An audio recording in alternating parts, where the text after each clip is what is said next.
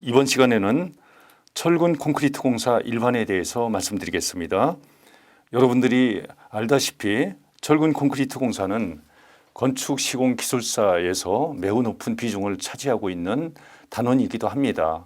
대략 25%에서 30%의 그 비중을 차지하고 있는데요. 우선 그 첫 시간으로서 철근 콘크리트 공사에 대한 전반적인 내용을 안내해 드리고자 합니다. 이 시간에 안내해 드리는 내용들은 세부적인 내용들이 이후 시간에서 자세하게 안내될 수 있는 내용이 될 수가 있습니다. 먼저 개요를 살펴보겠습니다. 개요에서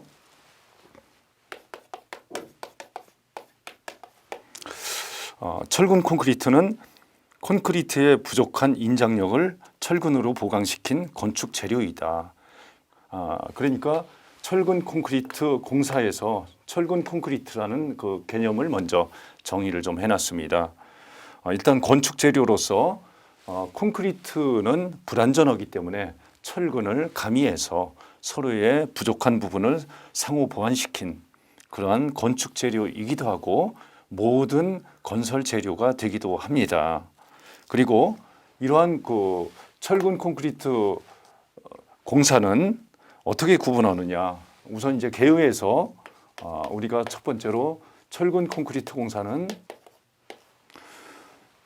철근 콘크리트라는 재료는 철근과 이제 콘크리트의 합성 개념이다라는 것을 말씀드렸고, 두 번째는 여기에다가 공사라는 말을 붙이게 되면은 이 철근 콘크리트 공사를 하기 위해서는 세부 공정을 셋으로 나눌 수가 있습니다.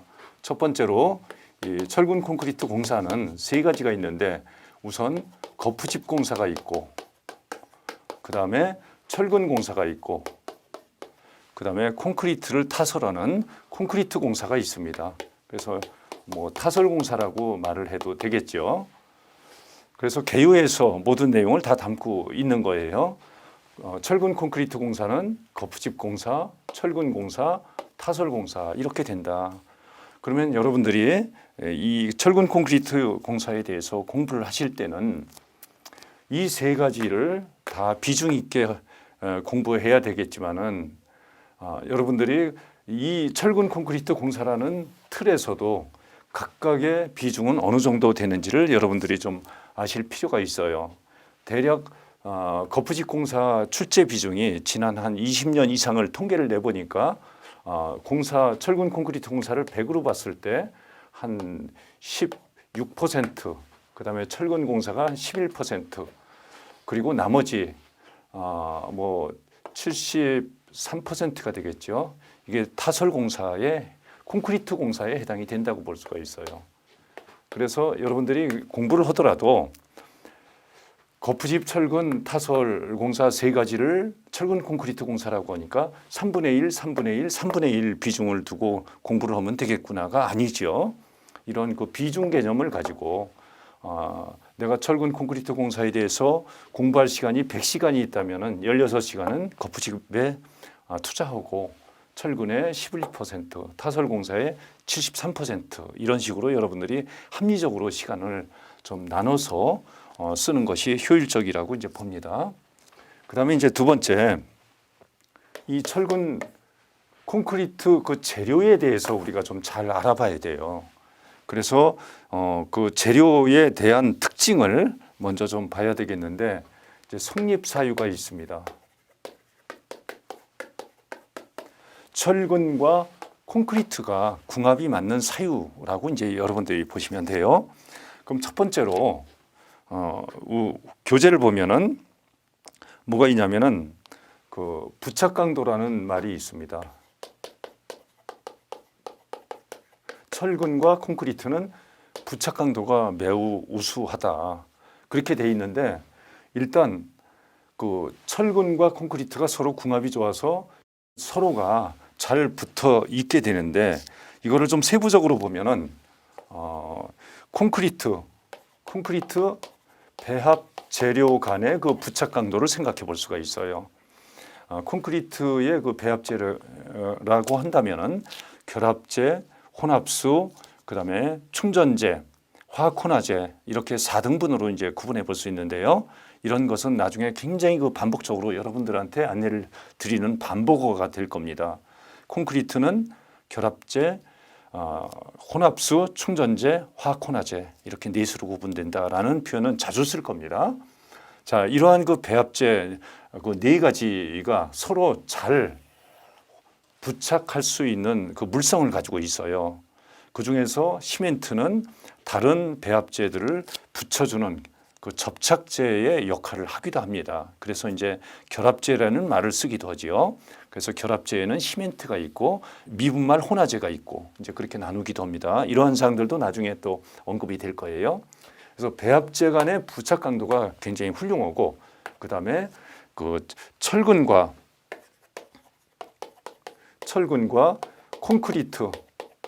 콘크리트가 서로 잘 붙는 물성이 있습니다. 왜냐하면 철근이 이형 철근이에요. 돌기가 있어서 요철이 있다 보니까 콘크리트 속에 묻히게 되면 서로 잘 붙게 되는 거예요. 떨어지지 않고.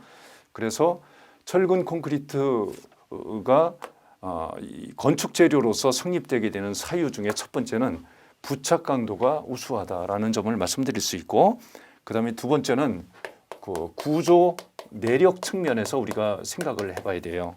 구조 내력 측면에서 철근은 인장력을 부담하고 그다음에 콘크리트는 압축력을 부담합니다. 물론 콘크리트가 인장력까지 부담할 수 있다면은 굉장히 값싼 그 철근 콘크리트 구조물을 우리가 시공할 수 있겠지만은 애석하게도 콘크리트는 인장력이 부족하죠. 철근의 10분의 1 미만으로 보죠. 그래서 콘크리트 안에는 사람으로 치면은 힘줄과 같은 역할을 하기 위해서 철근을 배근을 해서 상호 보완을 시켜야 되는 거예요. 그래서 구조 내력 측면에서 상호 보완성이 있기 때문에 두 번째 성립 사유가 되는 거예요. 그다음에 세 번째 내구성 측면에서 철근 콘크리트의 그 성립 사유가 될 수 있습니다. 무슨 뜻이냐면은 철근은 불완전 원소로 이렇게 만들어진 그 재료이다 보니까 항상 녹이 슬 수가 있어요. 공기 중이나 수중에서 산화하기 쉬운데 그러한 그 녹슬기 쉬운 성질을 콘크리트가 커버해 주게 됩니다. 그래서 콘크리트는 강알칼리 성분 pH 농도가 13 이상이기 때문에 철근의 표면을 감싸게 되면은 그 부동태 피막을 형성해서 철근이 녹슬게 되는 것을 막아주게 되는 거죠. 그래서 내구성 오랫동안 견딜 수 있는 그런 성능을 발휘할 수 있게 해줍니다. 물론 나중에 콘크리트의 그 성분이 약해지면은 그 약해진 것만큼 철근에도 나중에 나쁜 영향을 미치게 됩니다. 그래서 그러한 부분들은 나중에 내구성 저하 원인과 대책 그런 부분에서 자세히 설명을 드릴 거고요. 그 다음에 이제 네 번째로는 어떠한 성립 사유가 있냐면 온도, 거동, 일체성. 아무리 튼튼한 건축 재료라 할지라도 온도, 거동에서 자유로운 물성 그 재료들은 없습니다. 그런데 교묘하게도 철근과 콘크리트의 선팽창 계수, 열팽창 계수는 거의 소수점 세 자리까지 갔습니다. 즉 철근이 늘어나는 것만큼 콘크리트도 같이 늘어나기 때문에 서로 선팽창 계수가 달라서 두 가지의 그 재료가 합성됐을 때 떨어질 일은 거의 없다는 거예요.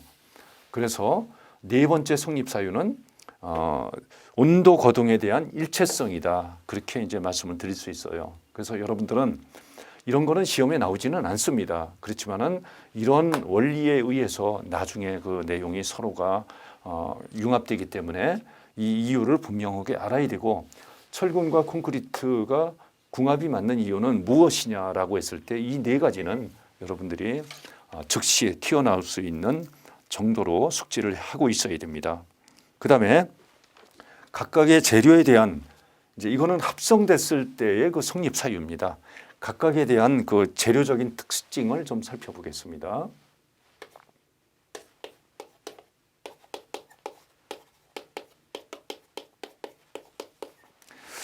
그러니까 철근 재료에 대한 특징, 콘크리트에 대한 특징, 그 다음에 철근 철근과 콘크리트가 합성된 철근 콘크리트에 대한 특징 뭐 이런 것들을 같이 살펴보도록 해보겠습니다. 먼저 첫 번째로 이제 철근에 대한 특징이 되겠습니다. 우리 교재 보면은 탄성 한도 이내에서 완전한 탄성체다. 이제 이러한 탄성 거동을 합니다. 철근은. 그리고 파단 시까지는 신장률이 그러니까 즉시 끊어지지 않고 끊어질 때까지는 늘어난다는 뜻이에요. 그래서 파단 시까지는 신장률이 매우 우수하다라는 그 특성이 있습니다. 그다음에 두 번째로 콘크리트가 있어요. 콘크리트의 특징은 압축 강도에 비교적 양호하지만은 양호하기 때문에 압축제로 주로 압축제로 사용이 됩니다. 인장제가 아니라 압축제로 쓰이게 되죠. 왜냐하면 인장제는 인장 능력이 철근의 한 10분의 1 미만이기 때문에 인장제로서는 부적합해서 철근을 보조적으로 사용하게 되는 거죠. 그다음에 이제 그 압축제로 쓸 수밖에 없는 이유는 인장 강도가 약하고 그다음에 나중에 어느 정도 힘을 받게 되면은 이상의 힘을 받게 되면은 취성 파기를 합니다. 깨지듯이 갑자기 파기를 하게 되는 성질을 가지고 있어요. 그래서 취성 재료이기도 하다. 그다음에 이제 신장률이 아주 작습니다. 온도 고동에 대해서 늘어나는 길이가 아주 짧아요. 더 이상 많이 늘어나면 균열이 생기게 되는 거죠. 그래서 콘크리트는 균열이 불가피합니다. 그래서 균열이 생기지 않도록 하기 위해서라도 우리는 콘크리트 속에 철근을 넣게 되는 거죠. 그래서 철근과 콘크리트의 이 성질은 철근은 주로 이제 인장제로 사용이 되고 콘크리트는 압축제로 쓴다. 이제 그렇게 보시면 되는 거고 그다음에 이제 두 가지가 합쳐졌을 때 철근과 콘크리트가 합쳐진 철근 콘크리트를 우리가 RC라고 하죠. 이 철근 콘크리트의 그 재료적인 물성, 합성된 물성은 어떠냐? 교재에 있다시피 장점이 있고 단점이 있습니다. 장점으로는 구조물 형상과 치수 제약이 없다. 거푸집을 어떻게 짜는가에 따라서 다양한 형상으로 우리가 철근 콘크리트 구조물을 만들 수가 있어요. 그다음에 구조물의 일체성 확보가 쉽고 경제성, 내구성, 내화성이 우수하다. 이렇게 돼 있어요. 장점에서. 근데 여러분들이 공부할 때 새겨 들어야 되는 게 뭐냐면은 경제성, 내구성, 내화성이 우수하다고 그러는데 다른 재료에 비해서 상대적으로 우수하다는 뜻입니다. 이게 완전한 건 아닙니다. 경제성도 앞으로는 점점 떨어지게 됩니다. 왜냐하면 골재값이 점점 올라가고 또 뭐 석산 개발이 어려워지고 뭐 환경단체들의 개입이 커지고 이러다 보니까 이런 여건은 앞으로 계속 나빠지게 됩니다. 그다음에 내구성도 사용 환경이 앞으로 점점 열악해지기 때문에 우리가 내구성 좋은 재료로서 철근 콘크리트를 언젠가는 대체하지 않으면 안 되는 날이 올지도 모릅니다. 그다음에 내화성이 우수하다고 그랬는데 우리 그 설계 기준에 보면은 50메가파스칼 이상의 고강도 콘크리트는 화재열에 아주 취약하기 때문에 내화 피복을 하지 않으면 안 됩니다. 그래서 내화성이 우수하다는 것은 상대적으로 철강에 비교해서 우수하다는 거지 이게 재료 자체가 피복을 안 해도 될 만큼 우수한 것은 아니다라는 점을 여러분들이 이 장점을 볼 때는 항상 그 한계까지 좀 생각을 해두면은 나중에 공부할 때 많이 도움이 됩니다. 예를 들면은 내화성이 우수하지만 50메가파스칼 이상이 되면은 콘크리트에 내화 성능을 부여해야 되는데 그 내화 성능을 부여하는 방법은 어떤 방법이 있다라는 것이 이후 문항에 자세하게 또 설명이 될 겁니다. 그럴 때 이러한 개념 정리해 두시는 것이 많이 도움이 될 거예요. 자, 그다음에 강구조보다 소음 진동에 유리하다. 이제 RC 구조물에서는 좀 울림이 적어요. 왜냐하면 그 자중이 많기 때문에 울림이 없는데 강구조에서는 대부분 그 진동을 좀 많이 느낀다고 그래요. 그다음에 단점으로서는 큰 단면이 소요되고 그러니까 강 구조물에 비해서 기둥의 가로 세로 폭이 좀 넓어야 되고 말이죠. 그런 뜻을 말합니다. 그다음에 자중이 이제 많이 나가기 때문에 자중 부하가 많이 걸리고 균열 발생이 불가피하기 때문에 철근을 적절하게 배치하거나 아니면은 조인트를 배치해야 되고 그다음에 이 철근 콘크리트 구조물을 개조하거나 보강하거나 검사하는 것이 굉장히 어렵습니다.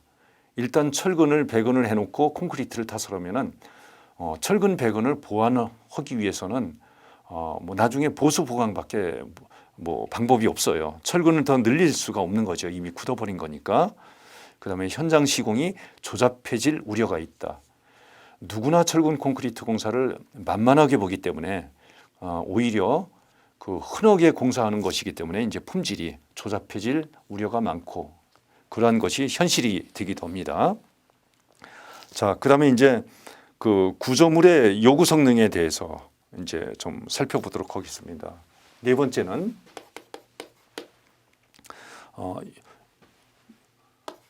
철근 콘크리트 공사에 요구되는 요구 성능과 그다음에 이제 품질에 대해서 살펴보겠습니다. 우선 그 구조물에 대한 구조물 측면, 철근 콘크리트로 지은 구조물에 대한 측면에서 보면은 안전 성능, 사용 성능, 그다음에 미관 및 경관 성능, 그다음에 내구 성능 이렇게 네 가지로 나눠 놓고 있어요. 이 네 가지는 여러분들이 습관적으로 더 이렇게 입으로 그 암송이 될 만큼 좀 공부를 좀 해둬야 됩니다. 구조물에 대한 요구 성능, 철근 콘크리트 구조물에 대한 요구 성능은 우리가 설계 기준을 보더라도 일단 안전 성능, 그다음에 이제 사용 성능, 그다음에 미관,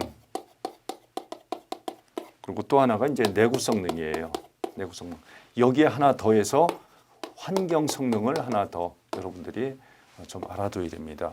그래서 안전, 사용, 미관, 내구성, 환경 성능 이렇게 다섯 가지는 꼭 여러분들이 명심을 해 주셔야 됩니다. 그리고 그러한 내용들은 개념만 여러분들이 교재에 입각해서 숙지를 좀 해 주시길 바랍니다.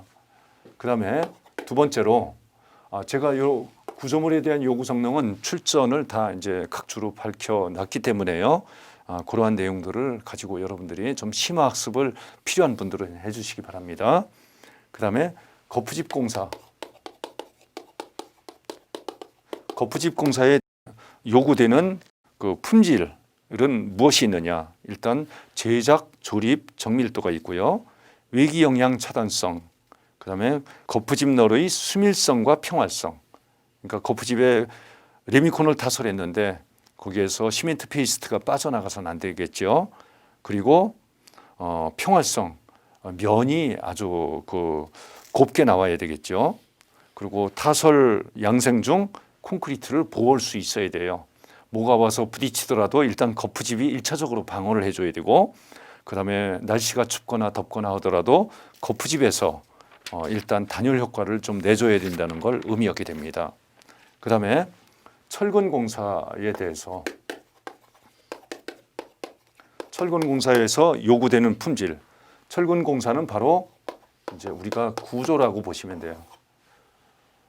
구조, 설계, 시공했을 때 RC 공사에서 철근 공사는 무엇이냐? 그러면 구조 공사다. 이제 그렇게 볼 만큼 구조 내화 능력에 엄청난 영향을 미치는 공사예요.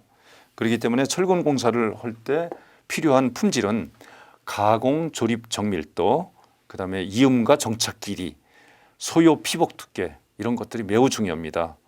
가공과 조립 정밀도는 이게 철근 배근에서 가장 기본이고요.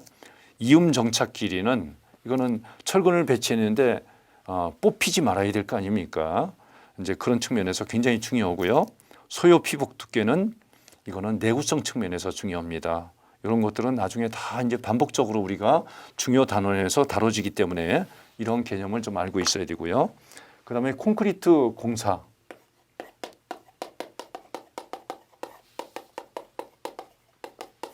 그러니까 여러분들이 이렇게 보셔야 돼요. 콘크리트 공사는 거푸집, 철근, 콘크리트 공사로 나누어지는 거죠. 그래서 철근, 이 세 가지를 합해서 철근 콘크리트 공사라고 하는 거예요. 또 준말로 RC 공사라고도 하고요. 이러한 그 RC 공사를 통해서 만들어진 구조물은 이러한 요구 성능이 돼야 된다. 또 이러한 요구 성능이 나오기 위해서 각각의 세부 공정은 이러한 품질이 있어야 된다라는 것을 이번 시간에 강조드리는 거예요. 그래서 콘크리트 공사는 타설 전에 그 콘크리트의 그 필요한 물성을 확보해야 되는데 어려운 용어로 워커빌리티, 컨시스턴시, 그다음에 플라스티시티, 그다음에 피니셔빌리티, 펌퍼빌리티 이렇게 그 영문 용어가 있습니다. 이런 것들은 뒤에서 생콘크리트의 물성과 관련해서 자세하게 안내를 드릴 거예요. 그다음에 두 번째는 이 콘크리트 공사에서 필요한 품질은 타설 작업에 심각한 하자가 없어야 됩니다. 그 심각한 하자가 세 가지인데 일단 그 재료 분리, 그다음에 이제 두 번째가 콜드 조인트, 세 번째가 초기 동해 이런 것들이 있어요. 이 재료 분리는 그 골재가 분리되는 현상을 말하는 거고요. 콜드 조인트는 타설 시기가 달라서 서로 부착이 되지 않고 조인트 이 균열이 생기는 현상을 말합니다. 그다음에 이제 초기 동해는 사계절이 뚜렷한 우리나라에서 생기는 대표적인 하자이기도 합니다. 그래서 이 세 가지를 콘크리트의 3대 하자라고 부르는데 콘크리트 타설 공사를 할 때는 이러한 3대 하자가 발생되지 않도록 해야 된다는 뜻입니다. 그다음에 이제 세 번째로는 콘크리트 타설 공사를 하고 나서 경화체가 됐을 때는 수밀성, 내구성, 압축 강도가 발휘될 수 있어야 됩니다. 이러한 개념을 정리해서 교재에 실어놨으니까요. 여기에 입각해서 여러분들은 콘크리트 구조물에서 요구되는 성능과 그다음에 철근 콘크리트 공사에서 요구되는 성능을 구분해 가지고 교재에 있는 대로 한번 정리를 좀 해주시기 바랍니다. 그래서 결론적으로 철근 콘크리트는 철근과 콘크리트의 합성체이고 콘크리트는 여러 재료의 배합물이므로 각 재료의 특성을 고려한 정밀 시공이 필요하다. 이러한 그 결론의 말씀을 제가 적어놨습니다. 그리고 결과적으로 철근 콘크리트 공사는 철근 콘크리트 구조물의 요구 성능이 발휘되도록 시공하여야 한다라는 것이 결론입니다. 이상과 같이 철근 콘크리트 공사 일반에 대해서 중요한 내용을 개괄적으로 살펴보았습니다.